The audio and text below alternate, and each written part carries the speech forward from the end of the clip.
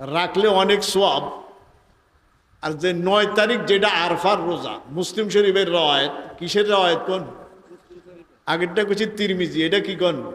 মুসলিম শরীফের রওয়ায়াত। আল্লাহর হাবিব বলেন, যেই ব্যক্তি 9 তারিখে রোজা রাখবে, অর্থাৎ হজের আগের দিন, হজের আগের দিন রোজা রাখবে, আল্লাহ পাক তার 1 বছরের অতীতের এবং 1 বছরের সামনের 2 বছরের গুনাহ তার মাফ করে দেবে।